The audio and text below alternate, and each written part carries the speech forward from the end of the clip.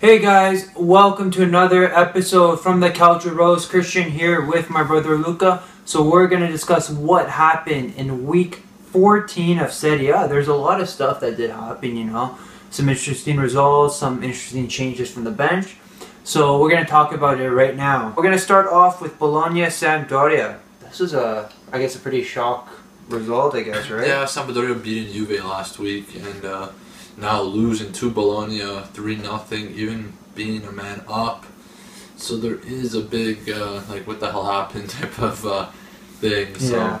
So Verdi got the break early for the home side, scoring in the 3rd minute. Mabaye scoring at the 23rd. And then at the 73rd, Okonkwo made it 3. But just before the half ended, Torresidis got his 2nd yellow of the game. It was not a sending off. I saw it. Zapata even tripped himself. I was going to say, he looked like he tripped off his own foot.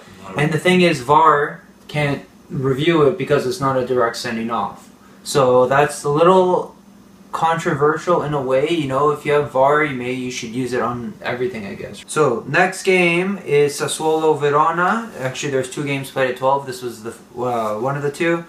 Sassuolo losing at home to Verona 2-0. And this even cost Bucchi his job.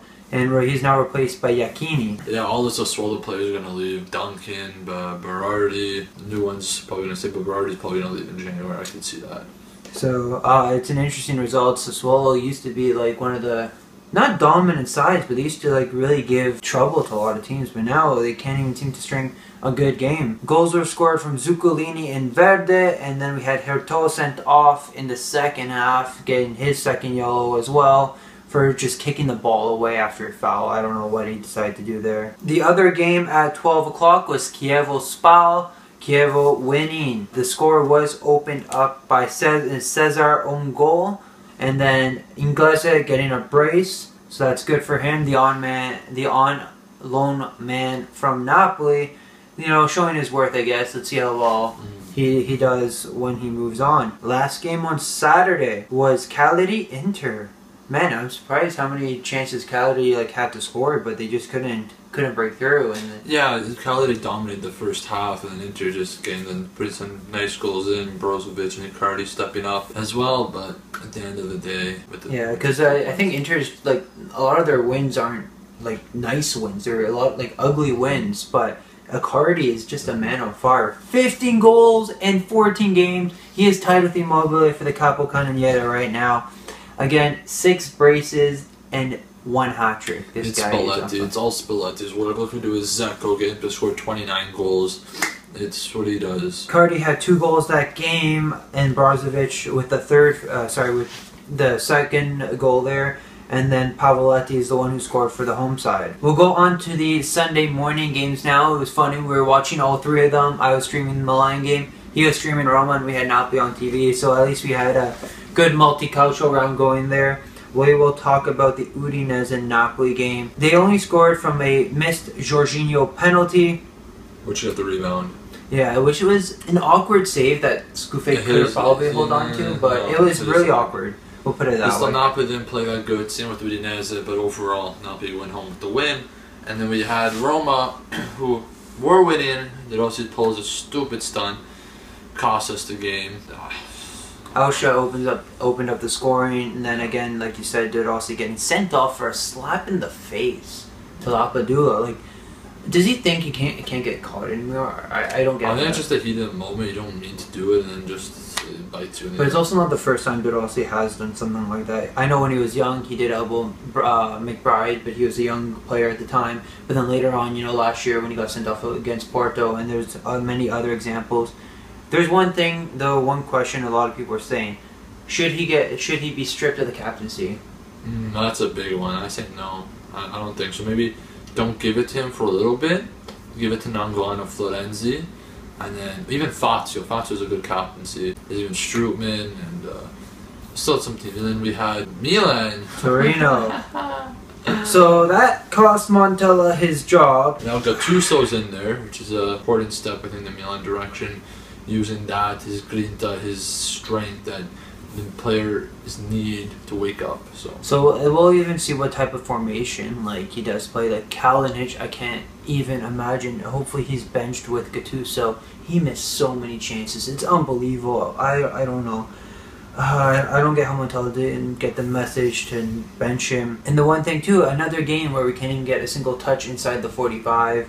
So that's another thing Gattuso has to change. We'll see how well he does. He did have a good defense at one point with Pisa when he was there. Let's see what else he can bring. And to end off Sunday, we had, almost skipped a game there. Lazio Fiorentina midday. Lazio took the lead with De Vrij, with Fiorentina tying at the 94th minute through a Babacar penalty, but that went through VAR as well, and there's some controversy with that. That was not a penalty. I don't like Lazio, but that was not a penalty. It was a soft penalty, not my opinion. I think Fiorentina just got lucky. And even Inzaghi said, like, he's watched it so many times replay, and he just can't seem to find a penalty anywhere in that case. Let us know what you guys think, if you think it was a penalty or it was not a penalty. And now to end off Sunday, we had Juve Crotone. Goalless at the half, but then goals were from Mandzukic, Di Sciglio, and Benatia. Di Sciglio scoring his first goal in his career with the screamer too. It was I think that was the goal of the week as well. But if you guys think there's another goal that beats Di Sciglio's goal, let us know, but I think that will take it. He even said like he wasn't even sure how to celebrate because he's not a goal scorer. Buffon even went up the field to hug him, so that was a great moment for him. Let's see if we see any more as well, right? And then to end off week 14, Atalanta Benevento. Benevento losing once again. Cristante getting the winner in the 75th minute. I don't even know what's left for Benevento, to be honest. Like, they've lost 14 consecutive games, and there's, I don't think, no way of really coming back from it, I think. So that's it for week 14. Again, we said goal of the day went to Di Sciglio with a wonderful one-time strike outside the box. I say player of the day even goes to Icardi just for cleaning up the mess, getting the goals that he needs, and getting the job done. Who do you say?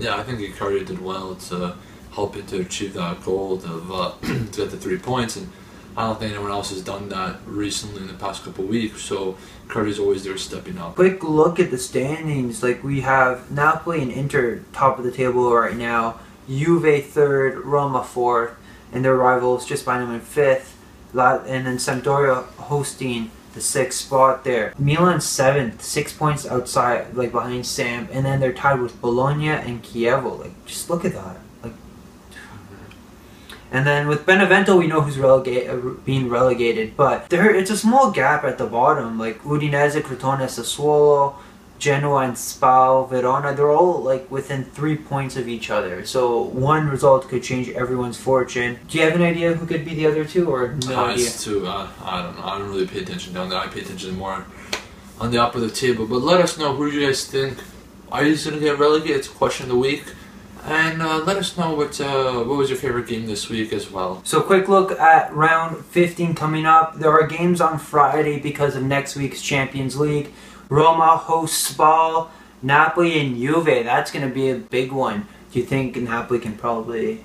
Yeah, I think so. I think they can. Hopefully, we get a draw, because it'll be good for Roma in the draw area. But even for Inter, it would be good for a draw. Who's Inter playing? Inter is playing on Sunday, yes. So, sorry, we skipped way ahead there. December 2nd on the Saturday, Torino-Atalanta. That's going to be an interesting matchup. Then 6:30 on Sunday, Benevento-Milan, Gattuso's first test in charge.